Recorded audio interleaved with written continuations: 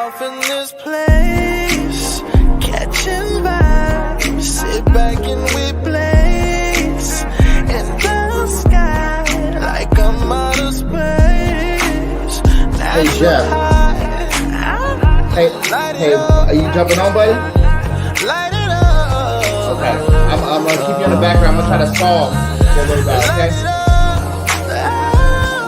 All right, perfect.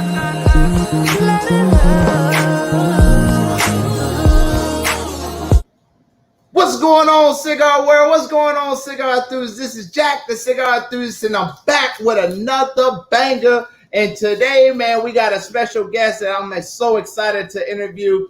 You know, one thing about the virtual smoke deck, we try to make sure that we bring some hot fire talent onto the show. And I think our guest today is going to be, you know, a great guest for sure. And I got some action-packed stuff for you guys. Anyway, I'm Jack, the cigar enthusiast. If you're new to the channel, you're watching on YouTube, go ahead and hit that subscribe button, turn on the notification bell, give us a huge thumbs up. And if you're watching from Facebook, don't be the only one to see this beautiful content. Go ahead and hit that share button, hit that like button. Also, drop your name, drop some words into the comment box so I can go ahead and spread some love, man. Shout out to my brother Andrew, man. Oh, Andrew, I see you. Looking real dapper on your picture right there, champ. Man, what up, Lee?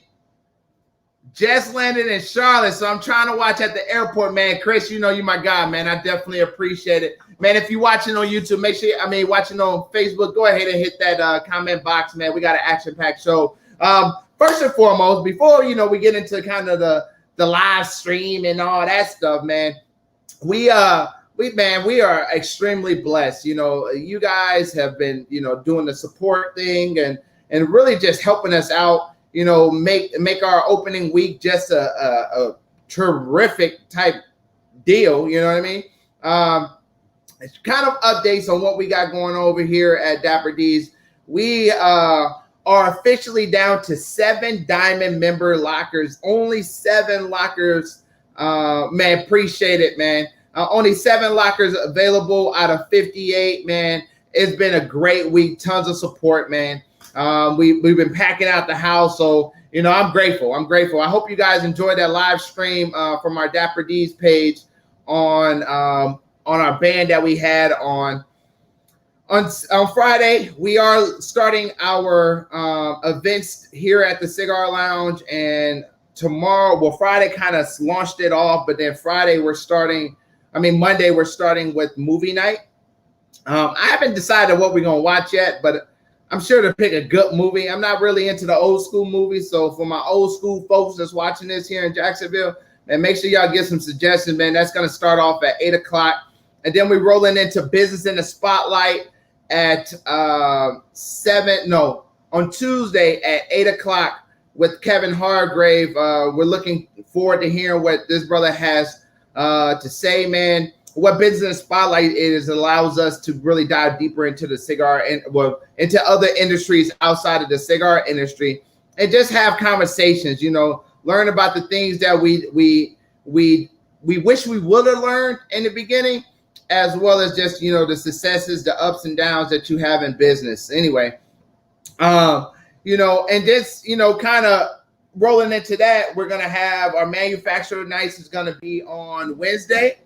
And then we're going to have every other Thursday, we're going to have the Turn and Burn, which is like a mentorship segment where we will, you know, bring, you know, not enthusiasts, but connoisseurs from all backgrounds into, you know, have a conversation and, you know, just, you know, it's going to be really great. Some motivational type stuff. And then Fridays, also Wednesdays is going to be ladies' night. I forgot to mention that.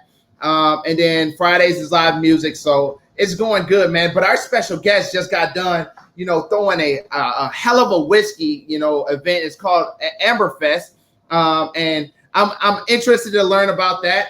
But before we bring on Jeff, I want to just say, you know, again, I appreciate you guys, man. If you're watching, go ahead and tune in. Chat, man, what up, what up, what up? And my man Johnny, man, you always my number one supporter, man. I appreciate you. That brother share everything I post, man. Johnny has some great things, coming up, and I can't wait to see what he does next. I know it's going to be great. But without further ado, we're not going to talk anymore. It's time to get our special guest going. Coming from Orlando, Florida. I don't know if he's partaking into this, but I know there's a big cigar week coming up in Orlando. I think it's April 13th to April 15th. I'm pretty positive if you're going into the Orlando area, you're going to stop at one of his many locations. And if you don't, you're a fool. You're missing out on some great cigars, a great atmosphere. But without further ado, introducing our guest, Borysiewicz. What's up, champ? Hey, Darian. How are you, buddy? Sorry about being a few minutes late. You can appreciate this. We got the time change right, but I got some ribs smoking in this thing, and I had my rubber gloves on and barbecue sauce on when you called. So we're good though. But I apologize about the couple minutes there. I got caught in the middle of my final stage of smoking those ribs. Hey, I don't think nobody knew. We played it off very well, but now that the world knows, it is fine.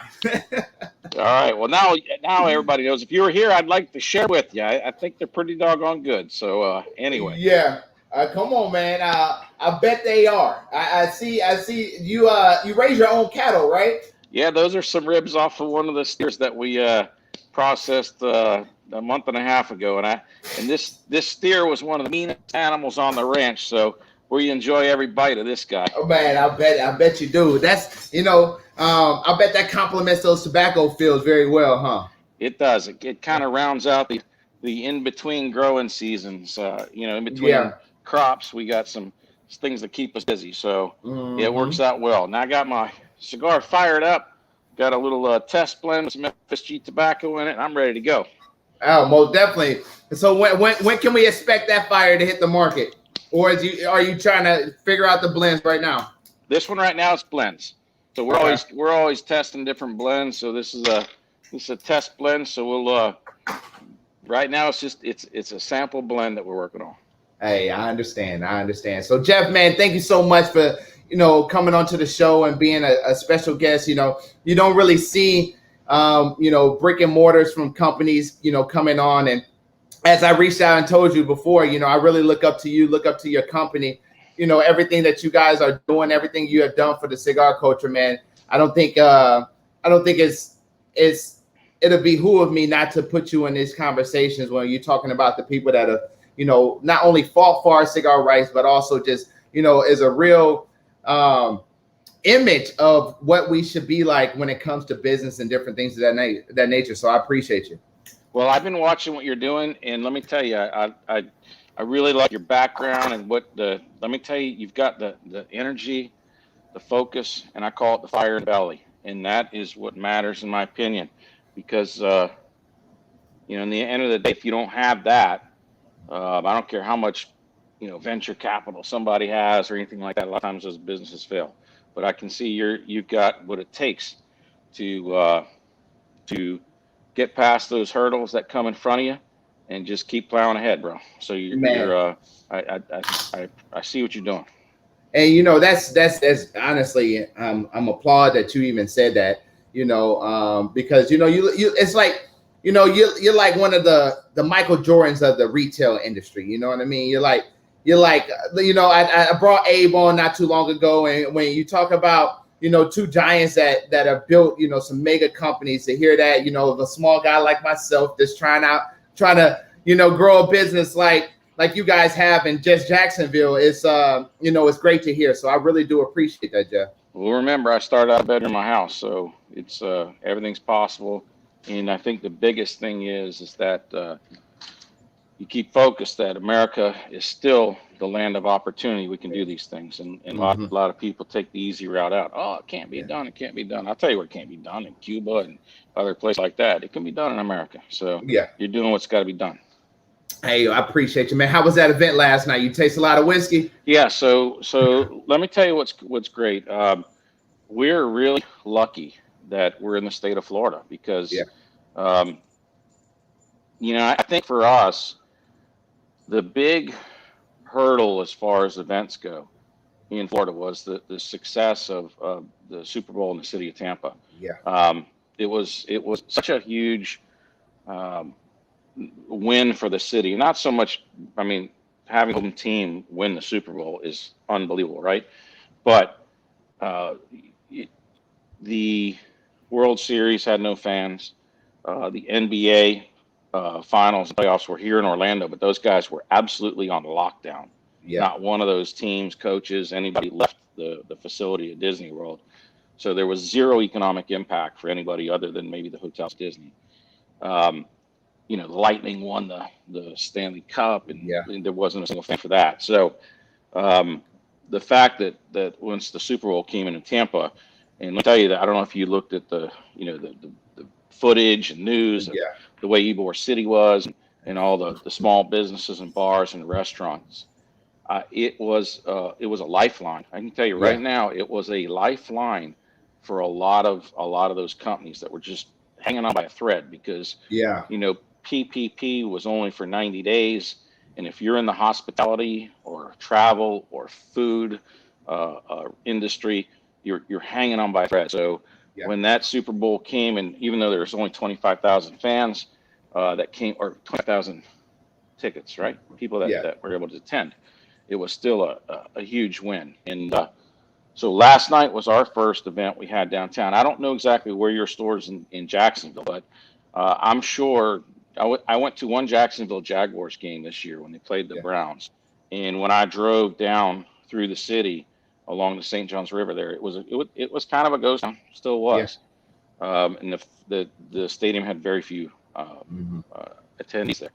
But for us, downtown Orlando was a ghost town completely for a long time. But things started kicking back in. We fortunately have Governor Ron DeSantis that allowed businesses to open up and really kept it allowed the state and cities to function again. So we kicked off a nice event yesterday. It was during the day. It was outside. So we had people. We limited the number of people. There was 150 people, consumers. So there's plenty of room to spread out, and had the temperature checks and hand sanitizer. Everybody got a hand sanitizer in their bag and stuff. So I can tell you it was really good. So I don't know what it's like where you are there, but I'm sure Jacksonville's probably kind of the same, right? Yeah, we just opened up our doors. It took a while. You understand this process. A lot of people be like, what's taking so long? If you understood this process, you will understand the headaches that come in it. And we had opened up last week, and I mean, we had a great turnout. And just like you doing, we're doing checking temperatures. We have hand sanitizer stations, on every single wall you can possibly think of where high traffic will be at. And we had a great event. You know what I mean? It just turned out great. I had people come in over the week, and they were, looking at our lounge. It was like, oh my God, this is beautiful. And it was like, yeah, we're going to Corona's down in Orlando for the Amber Whiskey event. And I was like, hey, support that brother, man. I honestly, what you don't know is when I first started in the industry, I used to go to Corona's, and every time I was in Florida, I was like, man, the best prices you can possibly think of was down at Corona's in Orlando. And I went out there not too long ago. I had to come all the way to y'all IKEA for some damn some mirrors, and because they wouldn't bring them out here. So I went downtown and just again from a different perspective, just admired the complexity and the time and the detail that went into that store, man. That downtown, I haven't been to the other ones, but downtown is a beautiful location. So I can only imagine that event was really good, and y'all seating area is nice. So downtown was one of our, let's call it one of our it was one of our later build outs. So let me tell you, when you first start out, listen, I started out with no money in this business. So it was little by little. My very first store after I was able to move out of the house was literally a karate studio that went out of business. So it was a strip mall next to a Pinch a Penny pool supply, and I had closet wire shelves. So I started with bare bones. I'm telling you. So anyway, so what you see when we built that downtown store in 2008, that was after 12 years of being in business. Yeah. So just put it out. People need to realize, entrepreneurs need to realize the timeline it takes, especially when you're when you're growing your business using your own resources, Yes. it takes time. So one of the other things, I don't know if it happened to you, but during COVID, while all our bars were shut down for months, so the Sand Lake store, we remodeled some bathrooms and made the lounge bigger. But Yeah. people have asked you why it takes so long to build your store. Do you know in Orange County, it took us literally 6 months just to get the permits approved for the plumbing and electrical because nobody was working. The city was Yeah. like you couldn't even talk to a human being. You know what I'm saying? So I can imagine you trying to get through that process to even get an inspector to give you a signing off on your store. They're like, yeah, we're working from home, so we can't check it until they let us back on the streets. And it's like, dude, come on, man. So I don't know if you ran into those problems, but it definitely turned our project into a I'll put it simple like this. job. A simple job turned difficult Yeah. for no reason. Yeah. We signed our lease in July and didn't even start the process to December timeframe. And Well, I'm surprised you're open already. Yeah. I mean, you put in time, effort, and just grinding, and it was just like we were ready to go. So anyway, man, I would love to talk about the stores, man, but I think you have a better story, than try to talk about something that we probably already heard or anything like that. So, Jeff, tell us a little bit about what brought you into the industry, what developed your passion for the cigar game. So an affinity for the cigar lifestyle. I mean, I was a cigar enthusiast and consumer before I was in the business. So absolutely, in what I suggest is that never forget that prism that you looked through when you were the guy buying cigars as a customer, and what is it that you really enjoyed. So I was an enthusiast for years before I made the leap into the business. So and I'm just as passionate today as I was 25 years ago when I started. Yeah. So that's the good part of it. If you get into the business because you're passionate about it, that passion probably won't run out. But if it does, it's probably best time for you to move on. But absolutely. I love every day I go to work, every day that I'm doing stuff on cigars. And the cool thing is now with, like what you're doing right now, this is where I'm telling you, I'm watching what you're doing. I'm telling you doing the right things. Is that, let's say it's Sunday at 7 o'clock. I don't know if your store's open or not. Yeah. Guess what? You're doing this. Okay. Yeah. There's always an opportunity to market or get your brand out there or get your name out there. So, I do it 7 days a week. And sometimes people see posts for me. Sometimes I'm ready to post something at like 2 a.m. and I'm like, maybe I should wait until the morning. People are wondering, do I ever go to sleep? Let me go ahead and schedule this. Yeah. So that's the way it is. Yeah. And, marketing never stops, what you do. And, so many people in this industry, you deal with the biggest of them. And, some people forget kind of where they came from, you know what I mean? And it's like, me and you reached out, through the way we communicated and you were responsive, and the fact that the matter is, I mean, you don't have to do these, you know what I mean? It's like at the end of the day, you have your hands in so many different things, but yet you still do this. And at the end of the day, that also shows me in my mind that it's always something that you could do to make your business better. Well, I'll tell you the reason I did this show. I watched you do a show with someone else, and I cannot remember who your guest was, but I learned a little bit about you. You're retired Navy, correct? I did 10 years. Yep. Did 10 years in the Navy, right? And you're starting out in the business, and I really just like, what you're trying to do, because it frustrates me. I'm 52 years old, something like that, but it's just frustrating me. And I don't know how old are you? 29. So this is why I'm doing this. There's a generation of young guys, or not guys, people, men, women, whatever. Yeah. That are just, they're falling back. We're becoming weak, where it's like they just like, oh, I can't succeed because of this or that, or they come up with every freaking excuse in the book. Every excuse. I'm like, I just watched this guy. I'm like, listen, this guy, Jack, I think he's going to make it. Because you know what? His mind is right. He's going to work his tail off. He already is. And I've seen that with a lot of other guys. A lot of other guys that I get involved with on social media, that I pick up on early. I can see that they're hustling and they're going to get it done. Kevin from Cigar Props, another one. I met him years ago, and I was like at a barn smoker, and I could see it. The guy's a mechanic that's got a passion. I was a mechanic too, so and I'm like, this guy's he's gonna be good.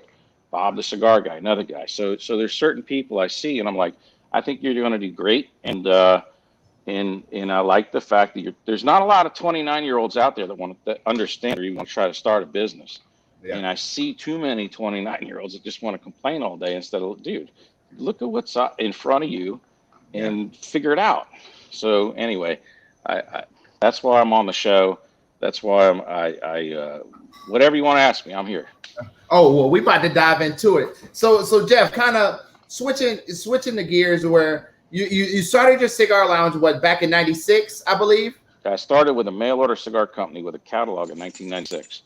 1996, and now you have a total of 7 or 6 stores. So what it is, there's 3 very large Corona cigars. You've been to them. So they're big cigar stores with full bars, with huge, crazy selections of liquors. So 3 of those in Orlando, and then we have the largest store in the world in Tampa. So we own that one as well. And then we have a pretty sized warehouse where we run all of our mail order, internet, and the distribution for our cigars to our retail operations. Absolutely. And then on top of that, we got the tobacco farm. Yeah. So what made you go when starting really from your house to the karate shop? What made you? What was the mindset that brought you to the point where you was like, man, I'm gonna do a superstore and I'm gonna turn this whole thing into a humidor? All right. So that came later. So my original vision for Corona Cigar was sort of modeled more after, like, let's say Thompson Cigars, or at that time, Thompson and JR were your 2 big mail order companies. Yeah. And then on the other big mail order company I used to watch all the time was Johnny Morris's Bass Pro Shops. It was freaking blowing up too. Back then, they really didn't have those giant Outdoor World stores. They were pretty much based out of Missouri and run a catalog. So the vision for the company when I started was mail order on a national scale. But I will tell you what totally changed my mindset on the nice retail store is when I started traveling to Central America. It was like 1998 or 99. Now, I don't know if in the Navy, I'm assuming in the Navy you traveled internationally. 29 different countries. Okay, so I never been out of the country for that. Okay, so my world was America. And when I went to my first place in Central America was Costa Rica. At the time, CAO cigars were made in a factory in Costa Rica. There was a guy named Douglas Perringer. He made Tony Berhani cigars. He made CAO cigars. I won a trip through CAO. We were really big on their brands, and they were a smaller company then.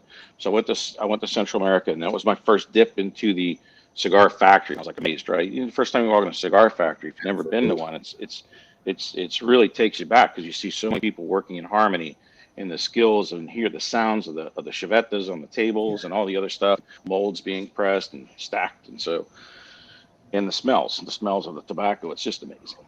So after that, I went to Honduras with Christian Uroa. He was just starting his father had always run cigars with the Camacho and Baccarat, and Eric Espinosa. Eric Espinosa was just hired on as a salesperson for Camacho cigars. So the 3 of us went to they didn't even do these tours back then. They didn't call it Camp Camacho. We went to Christian's house and everything else. And then finally went to Nicaragua with Nick Perdomo. And that's when I met Jonathan Drew. And then the real influence on all this stuff was a guy named Kiki Berger. So you're familiar with Karen Berger with Kiki. So Don Kiki. Okay. So Don Kiki was like my best friend, Jonathan Drew's best friend.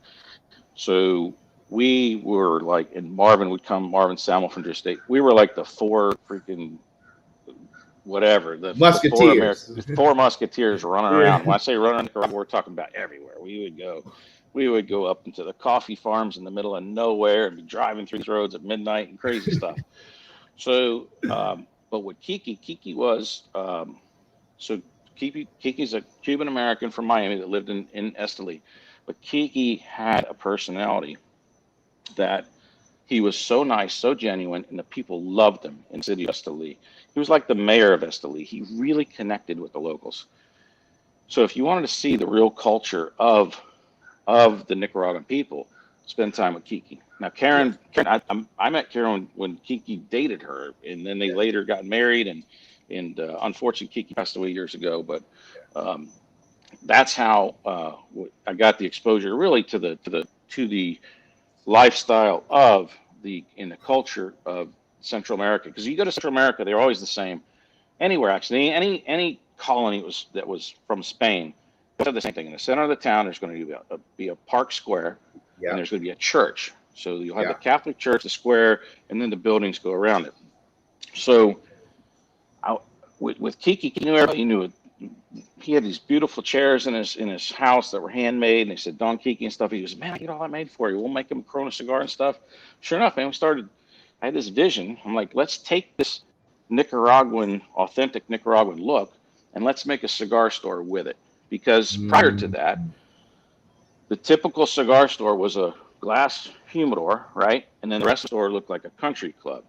Yeah. And the country club, now see, when you were in the Navy, you wore a uniform that was very respectful. You could walk in anywhere with that. I came from where I would, when you said blue collar, I had a Cintas uniform, a blue collar uniform. That's how I used to wear it. And you just didn't feel, you weren't going to walk into a place like that, a country club type of cigar. So you're not going to smoke a cigar, right? So I'm like, I need to make something nice, but not something where you got to wear a suit and tie. In Jacksonville and Orlando, people just they don't dress like they're in New York because it's freaking hot here in the summer, right? So people tend to wear, polo shirts or Tommy Bahama, stuff like that. So I wanted to make something that was nice, but not pretentious. And so with that vision, and then also with the people I met in Nicaragua that made all that furniture and stuff, I created Corona Cigars, our retail store that you see on Sand Lake Road. Yeah. And what's crazy are the same seats that some those big rocking chairs and those big chairs we have. Those things are from 2002, and we're still using them. Really? Yeah, because they're made. The leather was made. The guy that made the leather for it actually made saddles for horses. So we'd go to this little guy. Nice. Yeah, so the guy he'd carve all the Corona cigar logos on it and stuff. So anyway, so that was the vision of having this really cool Latin vibe in, let's call it Gringo Land. Orlando is not Miami. It's not, Jacksonville isn't either. Jacksonville really doesn't have like a Cuban vibe to it or a Latin vibe. Orlando doesn't either. So people always joke with me there's a lot of Puerto Ricans in Orlando, and they were like, Jeff, I love what you did to the store. They're like, why did you take a gringo to figure it out? I said, well, maybe you guys couldn't see the beauty when you would see it, but I saw it. You know what I mean? I saw it real quick.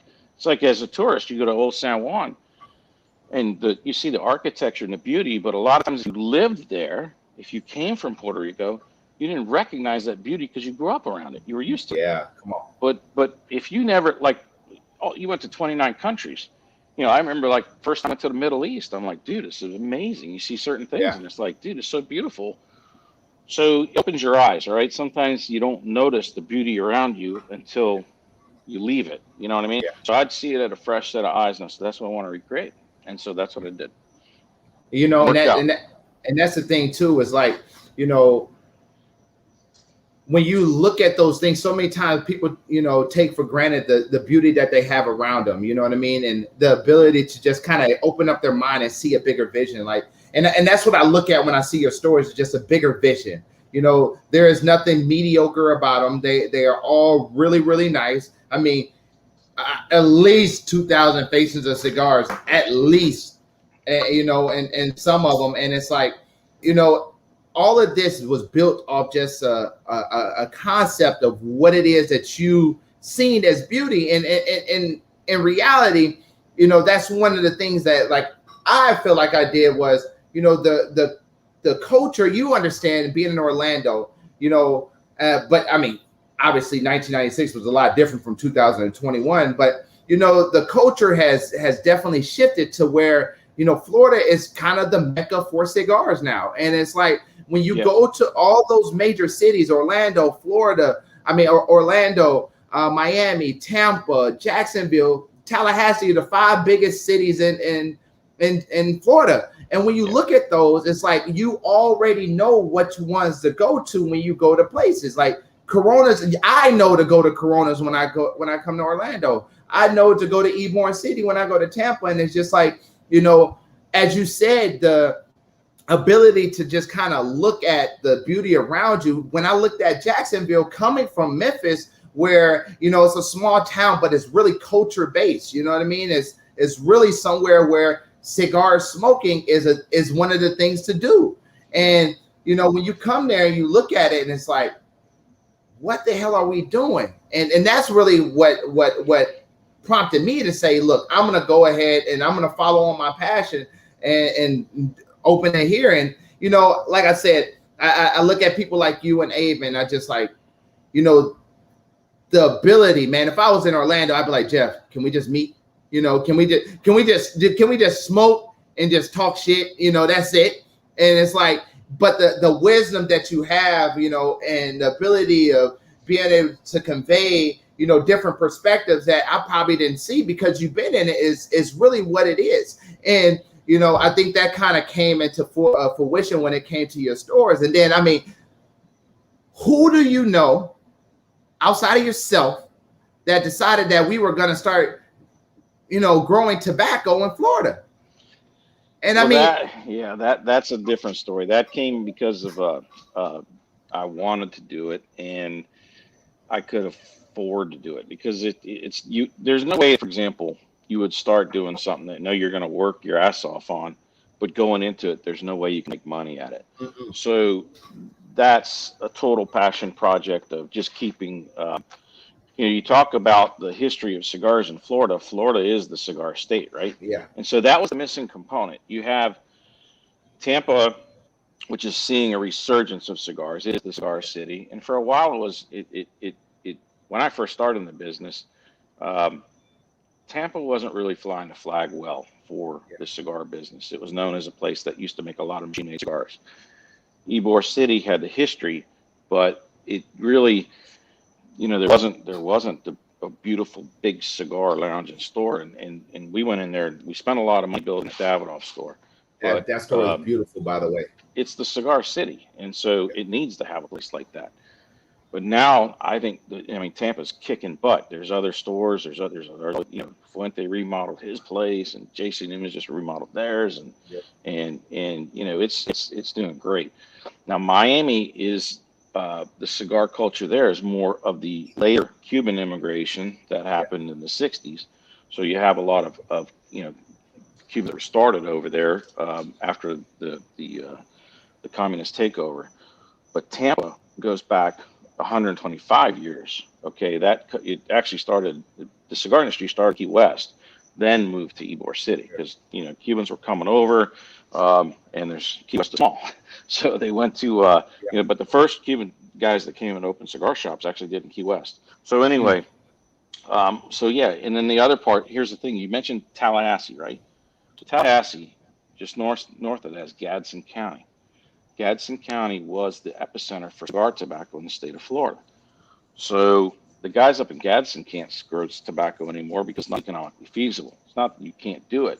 It's just not, as a farmer, you can't do it. But if you have a retail store and you have an outlet for that tobacco that you grow, then you can do it. And so that's what we did. But what's interesting is we're working on bringing that culture back in. There's a town called Havana, Florida, which is just north of Tallahassee on Highway 27. There's a guy that started a tobacco museum there a few years ago. I'm actually going there next month to do they're having a tobacco day there, and there'll be some old people there that used to actually work on the farms, and then you'll have me explaining, you know, now that we do it today. Yeah. So we try to keep that culture alive, and what's important not only for the state is that for political purposes too, it's really important. Remember, Tallahassee is where all these laws get passed, and the things that affect Corona Cigar in Orlando affect Abe down and over in Palm Beach. They affect everybody in Tampa. They affect you, and so as a state, we have to keep that flag flying real high for the state of Florida on premium cigars, because you can see, you know, what we do is not legal in a lot of states. You can't even have a cigar shop with a cigar bar.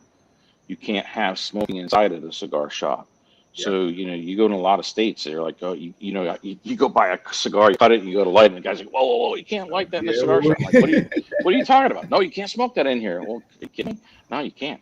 And so we can't let that happen to Florida. So that's why you and everybody else and me and our customers, we have to keep that that keep flying that flag, and we do. And as long as we are a voice that they know, that you got to understand how lawmakers work. They're motivated by money, campaign contributions, and they sometimes for things that are path of least resistance, right? Yeah.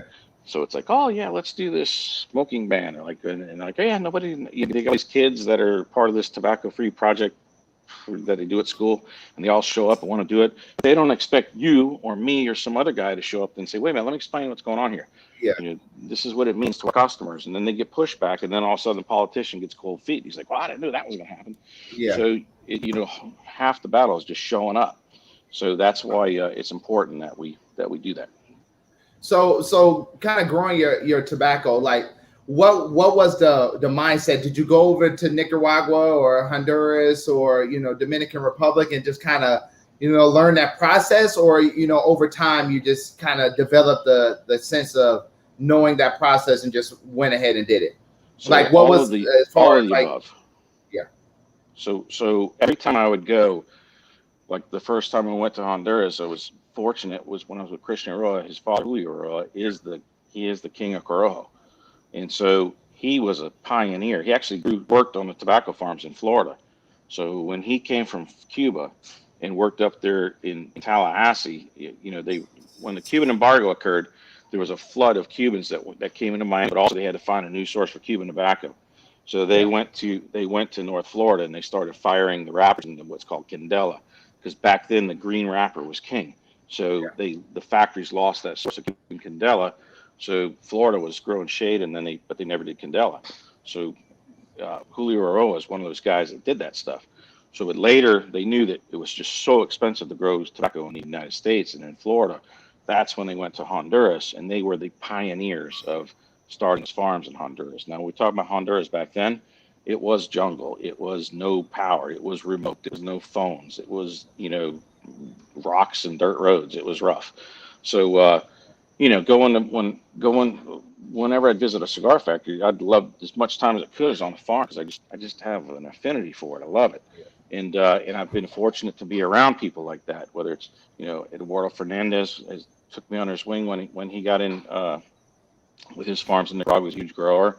And so there's a lot of people that, listen here, let me explain how it works on farm. Every farmer wants to help another farmer, because when you see things that work, you let them know. It's not like honey, right? Well, it's that it's so hard and so risky, and you got so many factors working against you, whether no one can control the weather, right?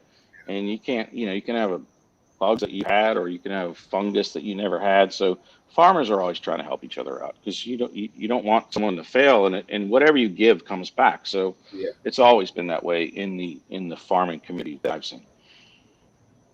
Good, man. Well, one of those things, that's something I looked at and I was like, man, that's awesome.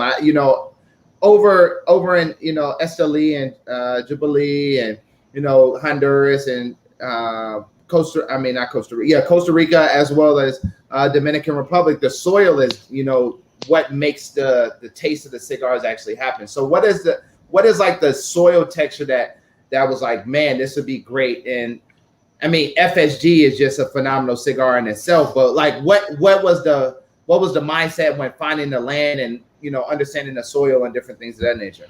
So there's more to it than soil. So there's several factors. Altitude is one. Where you are on the latitude and longitude, as far as like if you're way up north, your growing seasons are going to be different. The one thing that, if there's any one common thing about the soil, is it has to be well drained. So it can be, as a matter of fact, in Nicaragua, you have three different growing regions. So you have Jalapa, you have Esteli, and you have Condega. And then some of it's grown on an island of Ometepe, which is in Nicaragua, but not a lot, but there's some over there. But all three of those have different soil textures and different soil types. So tobacco from all three of those regions will taste different. It's the same seed, same process. Same thing in Honduras. Honduras is different, even though it's not that far away. But when you get to Honduras and you start looking, you see a lot of pine trees, and the soil looks a little different color. And you go to Cuba, same thing, different color soil, different type of texture. So soil makes a difference, but tobacco will grow anywhere as long as it's got fertile soil and then it's well drained. Where it will not grow is if it's muddy soil. If it's holding water and the roots are wet, I don't care where you are, the plant's going to die. It just can't handle that. And then it has to be where it's not going to freeze. So those are the two main things you got to have. So you can really grow it as long as you got those properties. You can grow it anywhere. So but the tobacco will taste different, whether it's in Nicaragua, Honduras, the Dominican Republic, or here. The exact same seed is going to taste different. Absolutely. Now, the difference is, does it taste better? Well, some people are going to tell you Nicaraguan tobacco tastes the best. Some people are going to say Cuban tobacco tastes the best. Some people will say Dominican tastes the best, and some people will say Honduran tastes the best. There is no best. It's whatever your personal preference is. It's just like us arguing over, hey, what's better, lobster or steak or or Chilean sea bass or whatever. They're all great. They're just different, right? Yeah. So what you look at is when you blend a cigar, it's like a chef, and you'll have ingredients from these different countries, different types of leaves, different textures, different seed varieties, and that's how you come up with a gazillion different blends. And you know what? There is no best cigar in the world, because if it was, there'd be one cigar that everybody buys. No, look, they come into a store. That's why we have 2,000 or 3,000 different cigars to choose from, and they're all good. If they're not good, we won't carry them, but they're just different. So that's what we did, is that we knew Florida tobacco, even the seed variety we have is Corojo 99. It came from Eduardo Fernandez. It's the exact same seed, but it's going to taste different because we're 100 feet above sea level. He's 1,200 feet above sea level. Absolutely. The soil over there is different than the soil over here. So they're always, no matter what you grow, just like now they're trying to grow Connecticut broadleaf in Central America. It works, but it's not the same. It's a much thinner leaf, and it's going to be different. So it's not saying one's better than the other. They're different. So you're the co-founder of the Cigar Rights of America. What do you see the biggest threats against the cigar industry is at this current moment that we need to turn our attention to, for people that is not familiar with, the fights that we have with the FDA and different things of that nature? So there's three right now that are really pressing. So the biggest one that I see is there's a tax bill that's been in the Senate for the last 3 sessions. Durbin has introduced it. And the way they work these bills, you got to remember when S-chip passed, it was in the Congress for 10 years. Same thing with the FDA, that was going on for almost 15 years. They were trying to regulate tobacco. So what they do is they introduce a bill and they get time to work it, gain more momentum. Well, now we have what's called the perfect storm, because you have Democrats that control the House, the Senate, and the presidency. So really, the only resistance to any bill is going to be from fellow Democrats. Yeah. So a bill in the past that have always been able to be what's called blocked by Republicans or Democrats that understood our issue. We've got a good coalition of Democrats that understand our issue. Joe Manchin is one. One of our biggest advocates ever on the Democratic side was Bill Nelson, but Bill Nelson's not in the Senate anymore. Yeah. So it's difficult, because what happens, the way political parties work, is that Dick Durbin, who's the number 2 guy in the Senate, who hates all tobacco forms, including cigars. When I say hate, he hates. The way things work is like, how to get Dick Durbin and his coalition to vote for another type of bill. Well, you got to make sure his tobacco bill passes too. So number one, that's a big threat we got to watch, because that doubles the cigar tax, doubles the federal cigar tax. Yeah. So that's a big one. That's going to raise it up to $1 per cigar when it's imported, which means it's going to be a big financial pressure on your importers, and it goes straight to the consumers. It works its way through the retailers, straight to consumers. That's number one. Number two, what I'm worried about, and you need to watch this one too, is this new stimulus program for COVID. Only 9% goes to COVID. The other 91% are for other programs. That bill had to come out on like a pallet jack. There was so many pages to it. Yeah. What happened to me is that when the shovel-ready stimulus program that happened under the Obama-Biden administration had money that was allocated for anti-tobacco projects, $6.6 million of the stimulus money went to the Orange County Health Department to ban outdoor smoking and ban smoking in bars, including cigar bars. So I had a city council and a county commission that tried to make it illegal to smoke a cigar inside a Corona cigar or any other cigar shop, and make it where our cigar bars were illegal. You're going to have to watch that, and every other retail country is going to have to watch it, because that one's hard to spot, because you don't know when that money comes in. It's hidden, And next thing, all of a sudden, you start seeing billboards and buses and commercials on TV saying, hey, let's ban smoking outside, or let's ban smoking in bars. That's number two. Really got to watch that. 3, in the state of Florida, we got an outdoor smoking ban. That's the genesis of it is over in St. Petersburg. And that opens the door to allow local cities and county commissions to ban smoking in cigar shops and cigar bars as well. So those are the 3 big ones that we've got to watch. And what I would suggest, this is simple, you can do in any other retailer.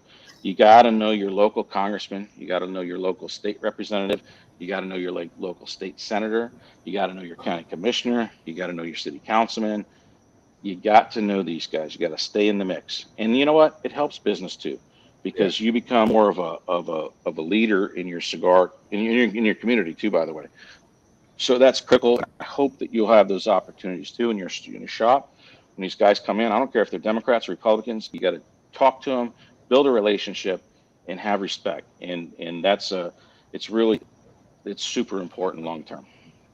What is the biggest thing that we can do to kind of help, band together and kind of fight against that? So right now is build those bridges now. There's a business saying, it's so true. A banker wants to meet you and know you when you don't need the banking, when you don't need a loan. When you need a loan, they're hard to find. You got to build and politics is the same way. You've got to build those relationships with politicians that understand your business and want to look out for you, and build those relationships and continue to support those type of people, because for everyone that wants your business to succeed, there are others that are going to hitch on to the anti-tobacco crowd that want to close you up and put you out of business.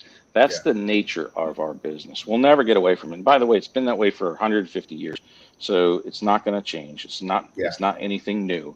It's just something that I always say this when people say, why do you want to get in the cigar business? The next question should be, what are you prepared to do to stay in the cigar business? Hey, come on. So if you're not willing to take the good with the bad, and when I say the bad, which is having to spend time on the political game, you've got to do it. You've got to build those relationships and take the time that it takes to be that guy. When they see something come across their desk that you say, hey, Dapper D's, oh, I know that shop. My brother goes there, or I go there, or my cousin goes there. You know what I mean? You need them to think of that versus when somebody says, let's ban cigar smoking in Jacksonville, they're like, oh yeah, okay, no problem. Yeah, absolutely. So I know that for one thing for certain, 2 things for sure, that not only is your passion there, but the ability to keep this, what we have a passion for alive, So what is some things that we can kind of expect, from you and, the rest of the SRA to kind of, help us move into a really a direction of kind of banding together and getting to where we need to be on a more larger scale? Because I think so many times, like people have hard times doing what we're doing now. You got 2 cigar owners, that have online sectors, that have businesses, and the mentality is we're competition, but it's no need to be a competition in an industry where you need to band together. So, well, let me give you a good example. We are competition, but one of the things that, like, if you ever notice a car dealership, if it's by itself, it doesn't do as good as if it's on a street that has 5 car dealers. It's a proven fact. So you don't want to be the only guy in the industry, because then it's not good. It's just not good, period. It's not good for the customers. It's not good for the industry, and it's not good for when you're trying to keep the tradition alive. So, it's one of the things that we've done, especially in Orlando, when we have issues, which don't come up that often, but when I say they do come up, it could come up every 10 years or every 20 years. You want to have other cigar shops there too, because I don't care if they're big or small. This is one of the things I kept saying when we're in DC talking to a fellow politician. They're like, well, how many jobs is it? I said, well, let me answer that question first of all. There's not a tremendous amount of jobs in the cigar industry compared to if we were talking about, how many people are going to lose jobs if it was agriculture, if it was manufacturing, or, if we lost appliance manufacturing, whatever. There's a bunch more jobs in that, right? But here's the talking point. That job is just important for an industry that only, or a business that has 10 employees or 100 employees, doesn't matter. When those people lose their jobs, that guy loses his business, it means his house gets repossessed. It means, or his house gets foreclosed on, his car gets repossessed. It destroys families. So whether it's one family or 10 families or 1,000 families, why do we want to do this when it doesn't have to be done? There's no need for it. You know, you're a responsible vendor and business owner, as is anybody who's going to be in the cigar business long term. They're responsible. If not, they'd have been shut down, because they do inspections on, you know, underage sales and things like that. Yeah. So there's no need to shut it down. We don't sell to kids. We're not a big epidemic, kids vaping and smoking. Yeah. That's not us. So why are you trying to put us in that category? Why do you want to put the cigar shop out of business? Because we got nothing to do with that. Kids aren't sneaking out of class to go smoke, premium cigars. It doesn't happen. So why are we doing it? So it's a matter of advocacy is education, and a lot of people in politics when I say, remember, government, what people don't understand, you got politicians and you have people in government that actually write the rules. So you have an elected official, but he has staff members. Most of those staff members get recycled, meaning if they work for this congressman today, 2 years ago or 5 years ago, they used to work for a different congressman. So it's not like they just got in the game. They've been in this a while. So it's the staff that are critical, and a lot of people don't want to realize that. They're like, oh, I want to talk to the member. It's great to talk to the member, but you better make sure the staff is educated, because as soon as you walk out the door, the member goes, hey, you know, whoever the staff is, take care of it. You know what I mean? So it's critical that your guys that, you know, on the local level, by the way, like your county commissioner and city councilman, they only work like 1 day a week. Their staff work 5 days a week. So that's why it's important that staff are educated on this stuff. So anyway, that's my advice on politics 101. Hey, no, I understand. I appreciate it. You know, so FSG hit the streets, and I mean, kind of took off. I mean, probably not from your perspective, but from a smoking perspective, you know, I got a customer that comes in and buys them by the box. So nice. What was the mindset to say, well, I have a Corona cigar already, but I want to start my own label and distribute it. The American is part of yours as well? So let me explain that. So we grow tobacco, and we have some manufacturers that buy tobacco and then sell those cigars in the industry. The American is a perfect example of that. We grow it, we export it to Nicaragua. JC Newman sorts the wrapper. They buy that wrapper, and then they process it and then bring it back to Tampa and hand roll the Americans in their factory. They own that brand. We are one of the components when you buy a box of Americans, there's a booklet in there. It'll have my name in it. It'll have John Foster in it. He's from Connecticut. It'll have the farmers from Pennsylvania in it. It has the box maker in it, the printer in it. So it's a coalition of people that are needed to produce that cigar. The rollers, pictures are in it, and all that other stuff. So brands like American from JC Newman, they use tobacco that's grown on our farm. Now there's the Drew Estate with FSG. That was a nationally distributed brand. That primarily, though, when we approached Drew Estate, it was about creating a brand for us. But if retailers want it, that's great. But I never wanted to be in the wholesaling side of the business. Yeah.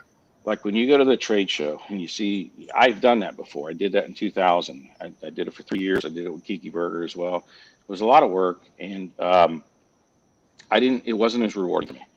I really enjoyed the retail environment. I like talking to the end consumers and seeing the light. In order to launch a brand on a national scale, most time means a lot of travel, doing a lot of events, and hitting the road. That's why Rocky Patel has been so successful. I don't know anybody that has traveled as many miles and spent as many days on the road as Rocky Patel. But I have a wonderful wife. I've got 2 kids, and I've got balance in my life between family and work. And my kids are 15 years old and 12. And I didn't want to be an absentee father. So for me, it's more important to not be on the road doing that. Spend time and watch my kids grow up and make sure they grow up right. So FSG was distributed by Drew Estate However, there were some restrictions on it. You had to be what's called a DDRP. I don't know if you learned what DDRP is, but it's a pretty big hurdle for a lot of cigar shops. A lot. Yeah, so it's a little bit restrictive. That was their decision, not mine. It was up to me. It wouldn't have been on the DDR program, but that was their choice. And so there's other, like the Corona Nicaraguan selection that we have with the FSG tobacco in it. That's at a price point it really couldn't be sold on and resold in the market, because we've got the margins kind of tight on that one, because we want it to be affordable. It's an expensive leaf, so not everybody can dole out $250 on a box of cigars. So that Aganorsa makes their Corona 25th anniversary, and those are, I think, $110 for a box of 20 cigars. So there's different. Whereas, like, for example, the most expensive is going to be American, because not only has it got expensive American tobaccos, but it's rolled in America. So that's in itself makes it super expensive. That's why it's 16, 18, $20 a stick. But there's a reason why factories move from Detroit to Mexico. There's a reason why our farms leave America and are being south of the border. There's tons of farms in Mexico now, and because it was hard to bring in. There's so many restrictions on labor. The big farms, the Doles and the Del Montes and big ags, like, it's just easier to make the farms move them down south into Mexico. So unfortunately, the drawback is that we lose manufacturing and in the creation of products and goods in our country, which I hope we learned through COVID. That's not a good situation to be in. Where, imagine if we were running out of toilet paper and stuff and things like that. Imagine if we run out of food, because we don't have any farms anymore. So anyway, imagine if we run out of cigars. Like, that's a bigger problem. if we ran out of cigars, we would be able to grow a ton of it, but cigars would be $30 a stick, because we can grow a lot more tobacco, but it's just expensive, and so it can be done. It's just that it's really expensive. So because if you get big, remember, I grow tobacco not to make money, but to keep that little culture alive. If I were to get real big growing tobacco, there's no way I'm going to do all that work with all that stuff and do it for free. You know what I'm saying? Yeah, absolutely. So then it gets even more expensive. Yeah. So that's why everything shifted to Central America. Well, Jeff, I know you got those ribs going. We just clocked over our hour, so I want to respect your time.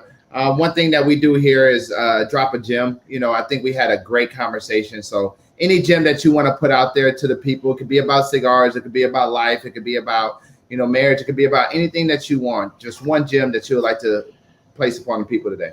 So this gem I'll drop is more for any entrepreneur out there. There's the biggest thing when you're starting any business is keep a long-term vision. You're going to make short-term suffering for about 10 years. When I tell you suffering, if you're doing your business right, you're going to suffer. You're going to work your tail off, and you need to reinvest every single dollar you can in your company. I don't care whether it's in cigars or whether it's in landscaping business. I don't care what that business is, restaurant or whatever. Work your tail off, and especially when you're younger, it's even better, because you got the energy, you got your health, and then reinvest every dollar. Forget about driving a big fancy car and buying Rolexes and things like that. Take that money, invest in your business. Later, it pays exponentially. Yeah. Later, it'll come. Just do the grind, and don't worry about the goals in life.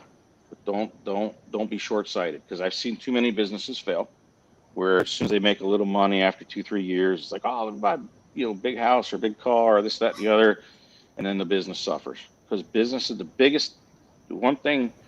That's another thing. College is okay, but stay focused on it, because I think the colleges right now are teaching people way too much stuff that is absolutely useless. But in college, there was one thing that finance professor really was brilliant, and it's growing companies eat cash for breakfast, lunch, and dinner. $1 today is worth more than $1 tomorrow. Retained earnings is not an asset, and I forgot what the last one was. But anyway, those are three important things for any growing business, especially growing businesses eat cash for breakfast, lunch, and dinner. And that's why I said you gotta save your money. Absolutely. Well, Jeff, we definitely appreciate you, man. I know you took the time out away from the family to make sure this happens, man. And I thank you so much, man. If you could, I would love to have a small sidebar conversation after we get off this live with you. So if you will just hang tight for about 2 seconds, I'll be on with you. All right, Jeff, thank you so much for your time, champ. All right. Thanks for having me on the show. And maybe we'll see a bunch of guys down here when they come down to Orlando for that party. Yes, yes, indeed. Hey, and that's one thing that we do on a virtual smoke tank, and that I love is it's a ability to talk with people that you probably wouldn't be in the same room with. You know, me and Jeff is in the same industry, but we're miles and miles apart from each other, and just being able to have that intellectual conversation with Jeff is really one of those things that I'm glad and I'm thankful for. So as always, man, we appreciate everybody for tuning in, man. Y'all are great as y'all always are. And making sure that we are, just doing what we need to do to have a good show. So thank y'all so much for the engagement. Next week we got Coffee by Key. She is she is a coffee manufacturer or a wholesaler or whatever the case may be. But she makes coffee and sells coffee. We're really looking forward to pairing her coffee with some great cigars next week on the show. That is going to be our first live segment here at Dapper D, so I'm really excited about that one.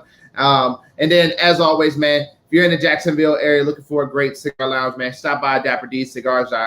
Stop by Dapper D's, and if you're looking for some great cigars, man, go to DapperDCigars.com. And then also, if I don't have it, check out Corona Cigars. I'm sure they will have it. With that being said, man, I'm Jack the Cigar Enthusiast, man. I appreciate y'all, and I'm gone.